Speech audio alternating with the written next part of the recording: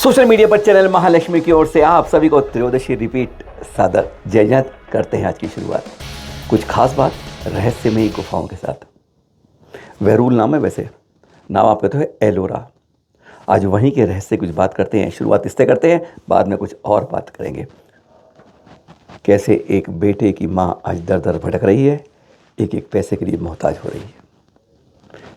आज हम विहार नहीं करवा पाते हैं, सिख परिवार के लोग विहार करने लगते हैं। कुछ इस तरह की बातों की शुरुआत करेंगे। महावीर स्वामी को बताते गुण हैं उनके और दिखाते बौद्ध और हिंदुओं के अंदर है। पर उससे पहले बात कर रहे हैं इसकी रहस्यमय गुफा वैरूल, जिसे कहते हैं एलोरा। महाराष्ट्र में औरंगाबाद से 30 किलोमीटर दूर पड़ती है। यहाँ पर सरकारी हिसाब में एएसआई के अंदर तो 34 गुफाएं दर्ज हैं। कहते हैं पहली से 12 तक बौद्ध धर्म है, फिर 17 गुफाएं हैं 13 से लेकर 29 तक हिंदू गुफाएं हैं, और 30 से 34 जो आकार में थोड़ी छोटी है वह जैन गुफाएं कही जाती है। लेकिन यहाँ पर जो रहस्य है, कहते हैं जो पहली सदी से लेकर 9वीं सदी का इतिहास यह छुपा हुआ है, वह कई बातें कहता है, कई गहराई की बातें कहता है। एक एक प्रतिमा का इतिहास बताता है कि इस तरह की प्रतिमा जब और जगह मिलती है तो कहते हैं हम बौद्ध के रूप में हैं, जो वास्तव में जैन संस्कृति की विरासत होती है। आज आपको केवल इसलिए दिखा रहे हैं कि अपनी विरासतों को, अपनी संस्कृति को, अपनी प्रतिमाओं को, अपनी उनकी शिल्पकला को, मूर्तियों को पहचान के रखिए, जिसे आप पढ़ा सके। जब कहीं और मिलती है तो दावे उन पर बहुत और हो जाते हैं, पर यहाँ की प्राचीनता, देवगढ़ की प्राचीनता वह बताती है कि यह जैन धरोहर है। इसलिए आपको इसी के दर्शन कराते हैं। ये जो जैन गुफाएं हैं ना, जो आकार में थोड़ी छोटी बताई हैं, लेकिन ये हिंदुओं की जब बनी है उस समय की बताई हैं। उन दोनों की अपेक्षा जो बौद्ध गुफाएं हैं और वो हैं, इन गुफाओं को वास्तव में 5 बताया है, वास्तव में 5 नहीं है। आज वह बताएंगे आपको।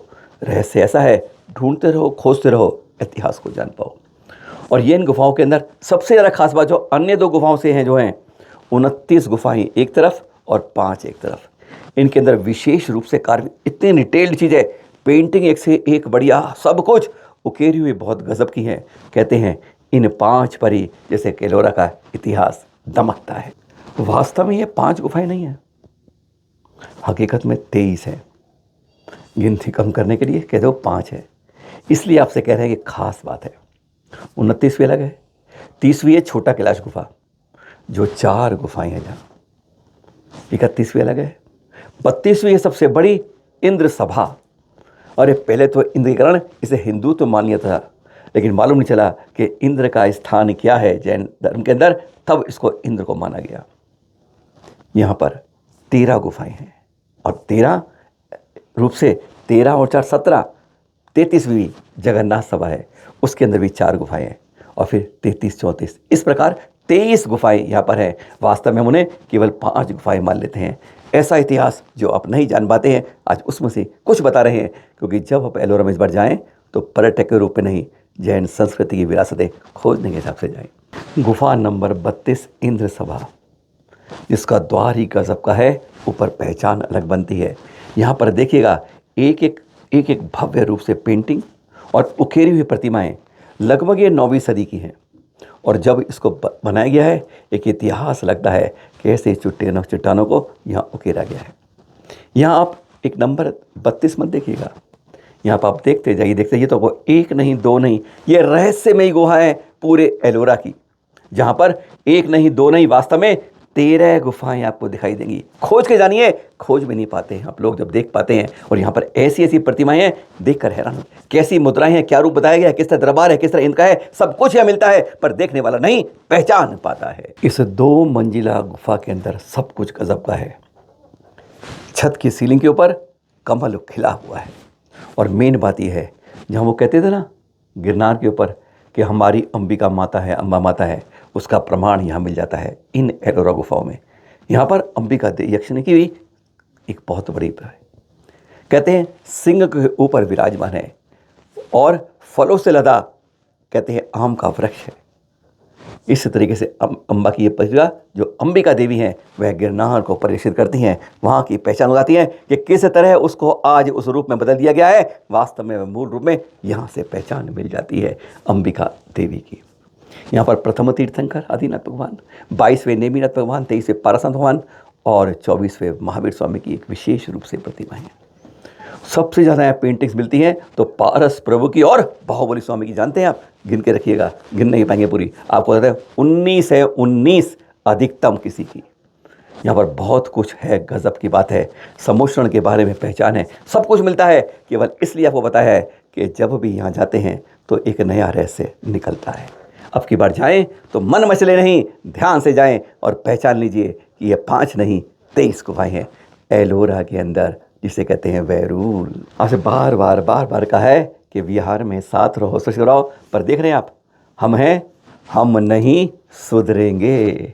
हम हैं आपके कौन? बस यही तो बात है आज हमारे अंदर कि देखिए, सिख परिवार भी विहार करा रहा है और हमारी आंखों में शर्म जैसे नाम का चीज़ नहीं आ रहा है।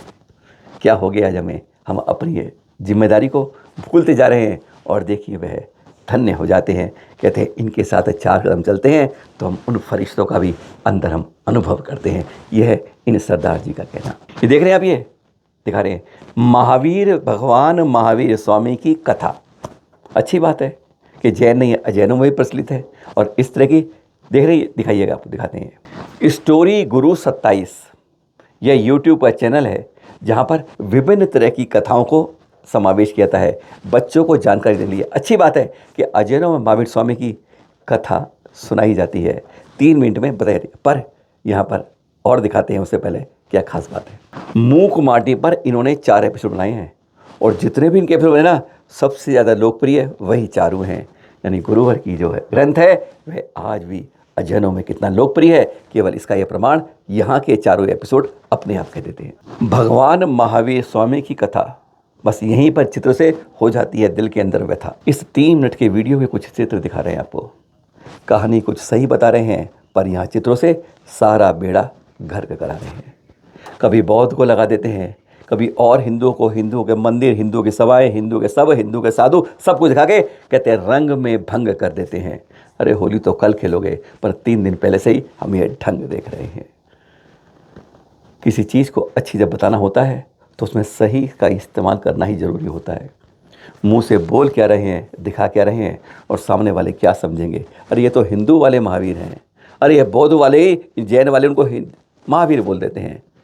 क्या बाज़ार में संदेश जा रहा है? कहते हैं नीम हकीम खतरे जान हो जाता है और गली का पहलवान जब देश में जाता है तो चित्त रवान हो जाता है।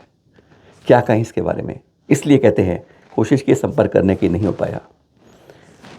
सोशल मीडिया पर जागरूक रहिए, कमेंट डालिए, पोस्ट डालिए, समझाइए, लड़िए झगड़े नहीं।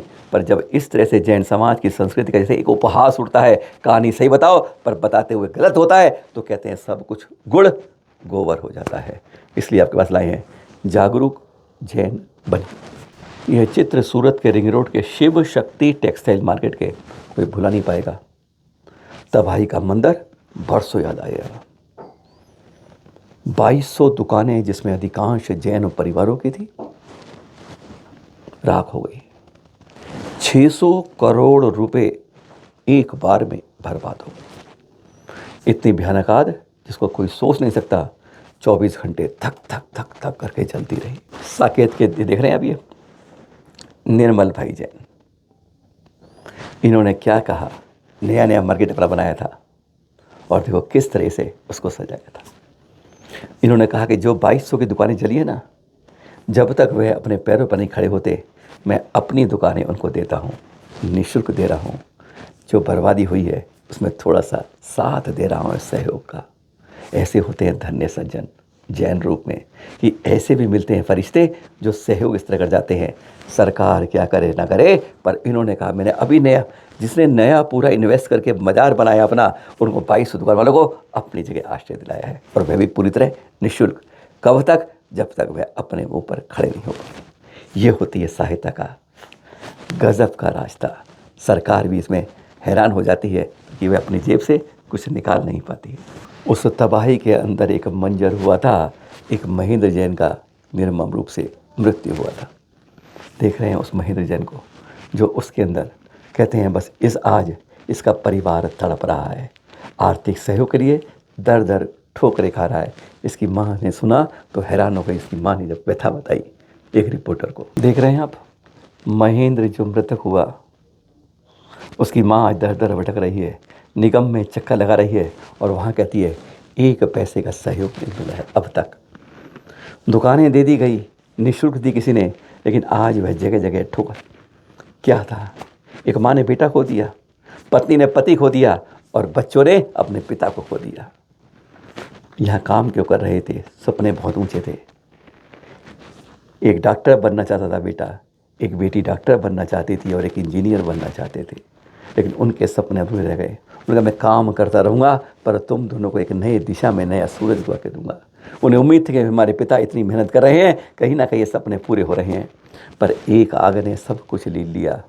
पिता गया, पति गया, बेटा गया और आज परिवार सुनसान हो गए, दर दर ठोकर खा रहा है।